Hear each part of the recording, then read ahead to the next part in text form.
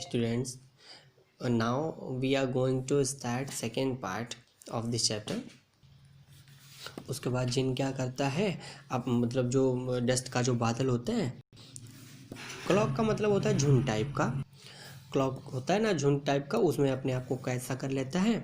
और फिर वॉक करता है कहाँ, डिजर्ट में जाके वॉक करता है और उसके बाद फाउंड कर लेता है क्या, कैमल को फाउंड कर लेता है, जो कि जो कैमल होता है वो देख रहा होता है क्या, at his own reflection in A pool of water. मतलब अपने आप को ना एक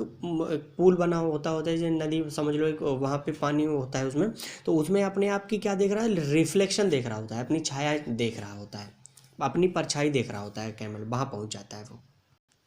and then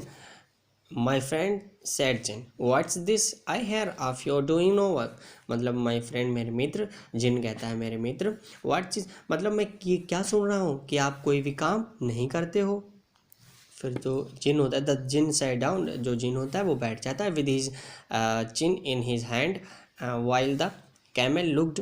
at his own reflection in the pool of butter. कैसे बैठ जाता है वो, मतलब चिन जिन वहाँ पे बैठ जाता है with his chin in his hand, मतलब अपनी थोड़ी जो होती है ना, चिन में थोड़ी, अपनी थोड़ी में हाथ लगा कर वहीं पे बैठ जाता है और कैमल को देखता है कि जो कैमल होता है वो अपनी रिफ्लेक्शन को वाटर में देखे जा रहा है। एंड देन क्या होता है, you have given 3 extra work even since Monday morning all on account of your idleness said the jinn. फिर जो जिन होता है वो कैमल को बताता है कि आपको काम करने की, आपको मतलब काम करने की ना वजह से जो 3 और जानवर हैं उनको एक्स्ट्रा काम करना पड़ता है। जो आइडलनेस लिखा है मूर्खता, मतलब आपकी मूर्खता, बस मूर्खता के कारण, आपके काम ना करने के कारण उन तीनों जानवरों को बहुत ज़्यादा काम करना पड़ता है एक्स्ट्रा। एंड उसके बाद क्या होता है, and he went on thinking with his chin in, अपने थोड़े पे हाथ रख के ना वो फिर वो सोचने लगता है। उसके बाद कैमल उसकी बात सुनता है, उसके बाद क्या कहता है, हम बोलता है, उसके बाद चुप हो जाता है, सिर्फ हम भी बोल के चुप हो जाता है। ठीक होता है, I should not say that again if were you said the Jim, if might it's once too often I want to you to work. फिर वो जो जिन होता है वो स्मार्टली बोलता है, मतलब कि ये बार बार जो आप बोलते रहते हो ना, हम बोलते रहते हो, अगर मैं तुम्हारी जगह होता है, इफ़ आई वर यू, मतलब मैं तुम होता, यानी कि मैं तुम्हारी जगह पे होता तो मैं ऐसा मतलब दोबारा नहीं बोलता। और मतलब तुम ना ये हम बार बार बोलते रहते हो इसको, तो लेकिन मैं चाहता हूँ, आई वॉन्ट यू टू, मतलब मैं चाहता हूँ कि तुम काम करो। क्या होता है, एंड कैमल साइड, हम, जो कैमल होता है फिर से वो हम बोल देता है, वो हम बोलता है। उसके बाद फिर क्या होता है, बट नो सोनर, यार कुछ देर बाद उसको क्या, मतलब ना अपने क्या देखता है, अपने बैग, अपनी पीठ को देखता है नहीं, या बैग अपने कमर को देखता है, वो अपने आप को पूल में देख रहा होता है ना, तो वो देखते देखते पूल से ही, मतलब उस वाटर की रिफ्लेक्शन में ही देख लेता है कि उसके जो कमर पे ना, एक मतलब गर्दन पे ना एक हम्प होता है, हम्प को देखता है। हम्प का मतलब एक उभरा हुआ मोटी सी गर्दन, मतलब उसके ऊपर जो हम्प होता है ना, उभार एक होता है वो टाइप का, मतलब पफ मतलब मोटा सा होना, मतलब उभार हो जाना, मतलब कहीं पे को बढ़ जाना वो। तो puff up and puff up, मतलब वो मोटी हुई जा रही है, उसकी गर्दन मोटी हो जा रही है, और जो कि एक मतलब क्या हो जाता है, हम्प बन जाता है, ग्रेट। फिर डू यू सी डैट, क्या आपने देखा, जिन बोलता है क्या देखा आपने, कि मतलब डैट इज़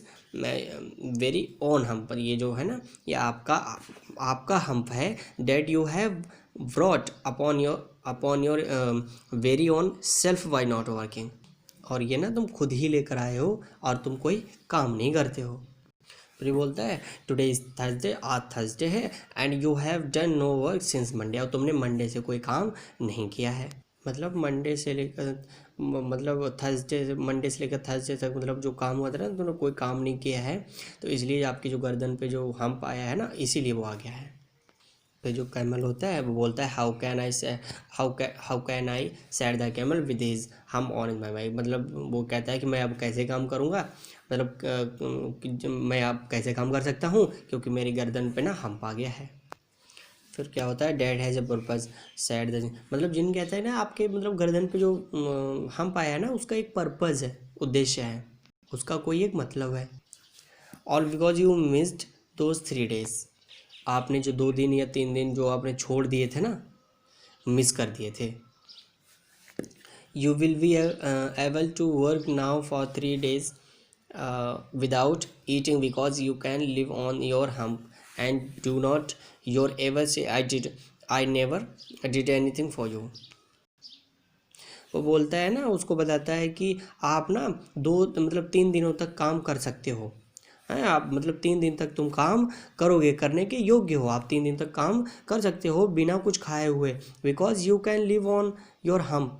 तो वो अपनी हम्प की वजह से जीवित रह सकते हो, क्योंकि ऊँट होता है ना, जो कैमल होता है, वो हम्प इसलिए होता है उसकी पीठ पर क्योंकि वो अपना ना एक्स्ट्रा खाना जो होता है एडवांस में उसमें स्टोर कर लेता है। और फिर जिन बोलता है and did you do not you ever से, हमेशा आप कहते रहते थे ना कि I never did anything for you, मैं आपके लिए कुछ नहीं करता, देखो मैंने तुम्हारे लिए कर दिया। अब come out of the dessert, मतलब डिजर्ट के बाहर आओ, बाहर जाओ, और एकदम फिर क्या करो, गो टू द थ्री, मतलब उन तीनों की तरह जाओ, काम करो और अच्छे से बर्ताव करो, बिहेव करो। फिर क्या होता है, कैमल वहाँ से चला जाता है और वो तीनों को ज्वाइन कर लेता है। और उसी दिन से क्या हुआ, उसकी जो कैमल होता है ना, उसकी जो पीठ पर एक हम्प होता है ना, वो हमेशा रहा, but he has never yet caught up